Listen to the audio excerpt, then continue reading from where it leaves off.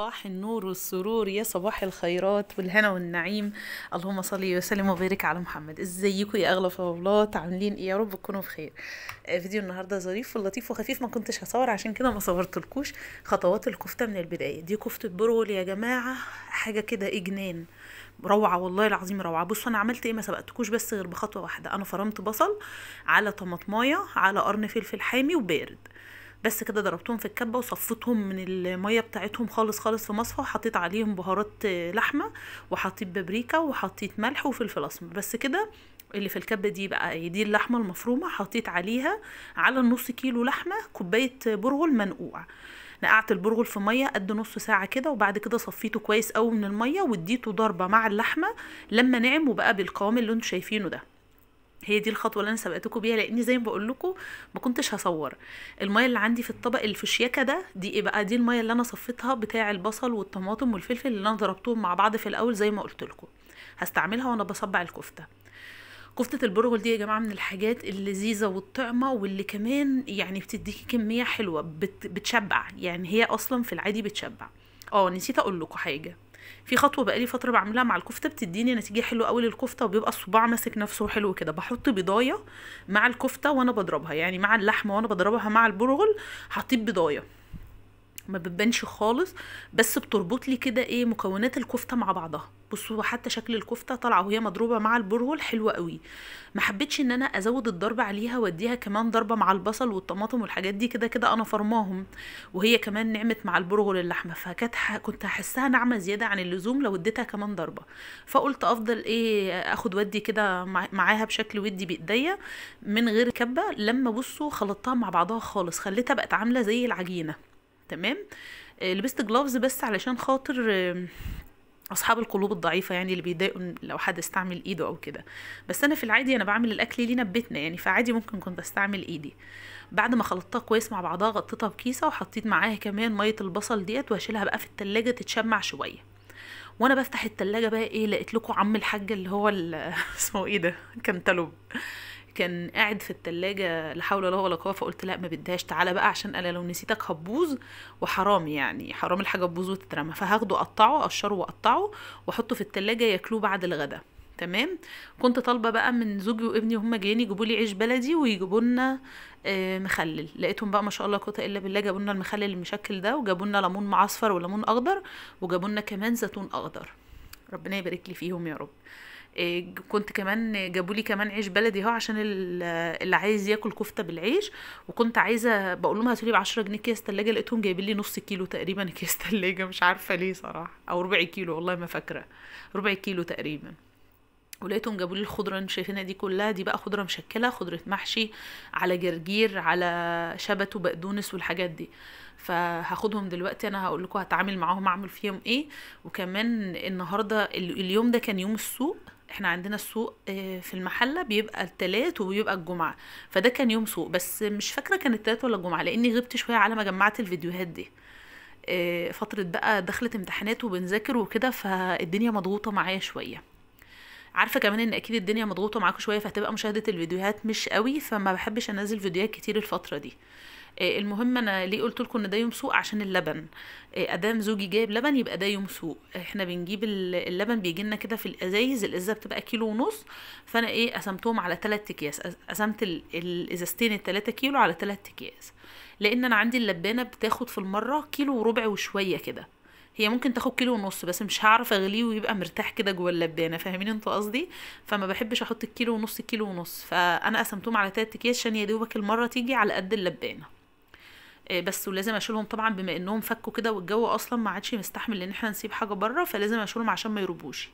وقلت بس بالمره وانا واقفه افضي المخلل في علبه المشكل. في علبه المشكل ازاي؟ في علبه المخلل. المخلل اصلا مشكل، ده اللي انا كنت عايزه اقوله بما ان جت سيره المشكل يعني. اللي هو اصلا مخلل مشكل اللي هو جزر بقى على خيار على كرنبيط على لفت، بيبقى برضو معاه زيتون وحاجات من دي، بس برضو زوجي بيحب يجيب الحاجات التانية دي لوحدها.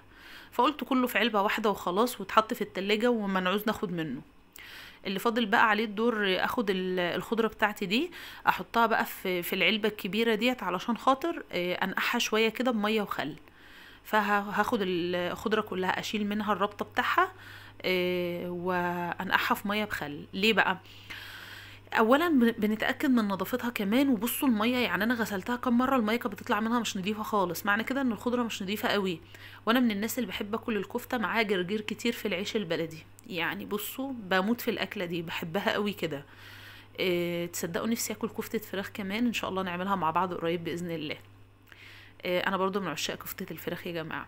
هنا حطيت اهو ميه وحطيت خل، وهسيبها بقى على جنب شويه كده، ايه، تاخد وتدي مع بعضها على ما اشيل اللبن، اشيله في الفريزر.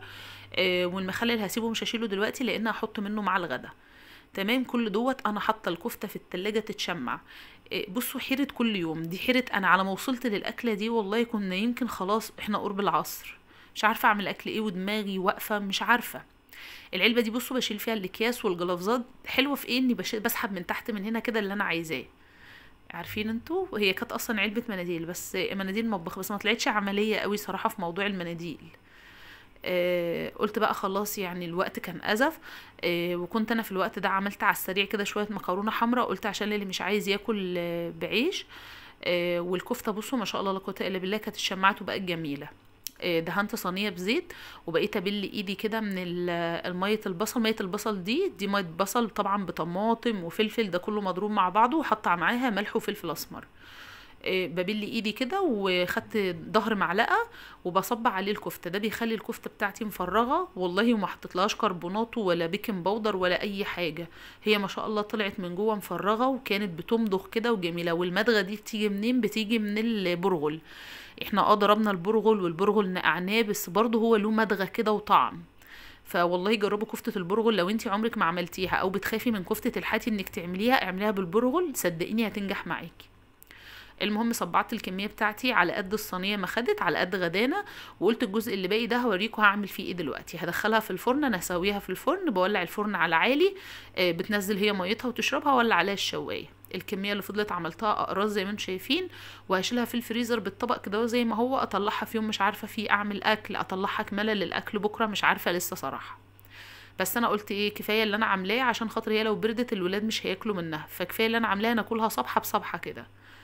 وطبعا لازم ادام في كفتة حاتي يبقى لازم يكون في سلطة حاتي. فانا جبت هنا طماطم وفلفل حامي. هي كفتة الحاتي مش بيكون فيها خضرة. الكفتة اللي بنجيبها، كفتة ايه، سلطة الحاتي مش بيبقى فيها خضرة. معلش الكلام بيقع مني ساعات. ولما بنجيبها من بره هي بتبقى طماطم وفلفل وبصل وفلفل حامي كمان وخيار، بيبقوا متقطعين تقطعات كبيره وفيهم ميه كتير، اللي هي بيقول عليها الايه، الويسكي البلدي.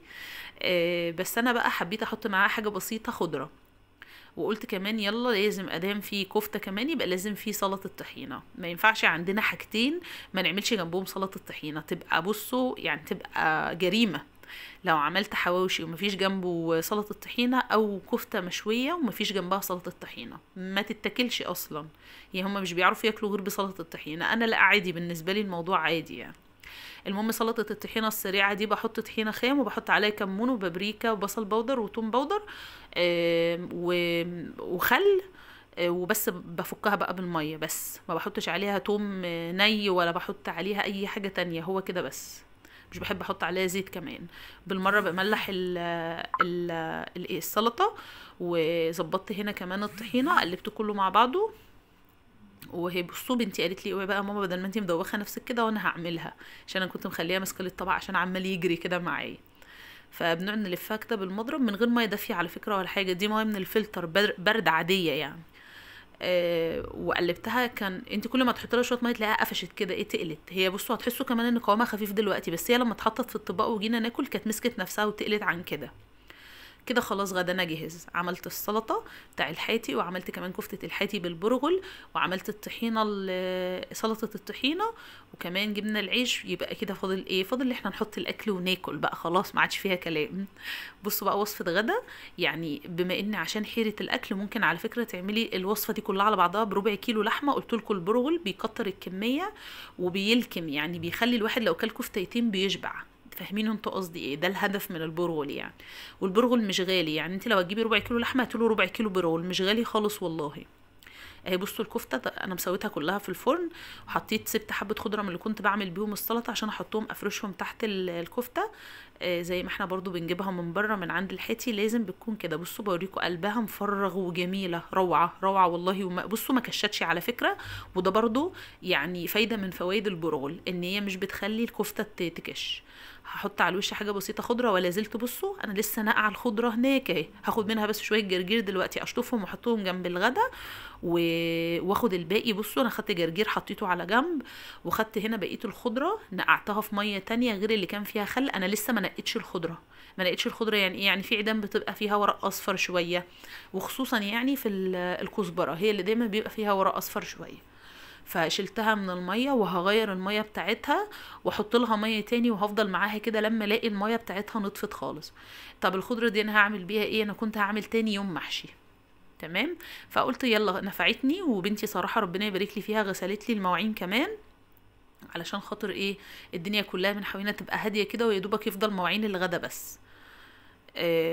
خدت الخضره ايه حطيتها. كل ده احنا كنا حاطين الاكل على الترابيزه وانا مستنيه يتجمعوا، فقلت بالمره كده وانا واقفه على السريع فخلاص دي اخر شطفه ليها، هاخدها بقى احطها في المصفى اسيبها تصفي ميتها خالص، وبعد كده هقطعها واشيلها في التلاجة لتاني يوم ان شاء الله علشان هحشي بيها.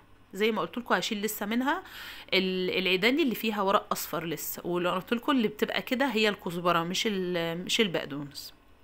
فهسيبها بقى على جنب وبعدين نروح نتغدى.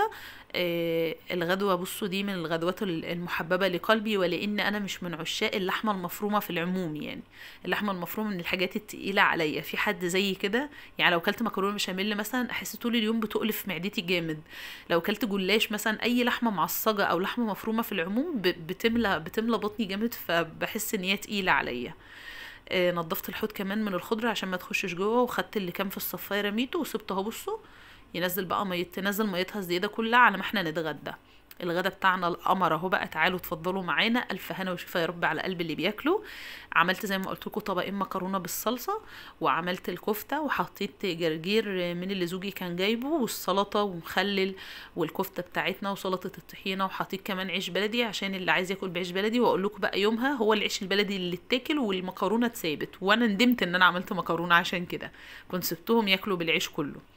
بس يلا مش مهم، انا حطيتها في التلاجة يا رب تتاكل ان شاء الله. احنا بنحطها في التلاجة عشان نرضي ضميرنا بس ان احنا ما نرميهاش على طول. كلنا بقى وخلاص. ده وقت الاستقانيس بتاعي، لان انا فعلا كنت تعبت في اليوم ده وواقفه طول اليوم. واللي انا بصوره لكم ده 1/10 من اليوم بتاعي. ده مش اليوم بتاعي كله، ده جزء بس بشارككم بيه مش اكتر. عشان خاطر اقول لكم ادعوا لي دعوه حلوه من قلبكم. انا بحبكم في الله، استودعكم الله الذي لا تضيع ودائعه.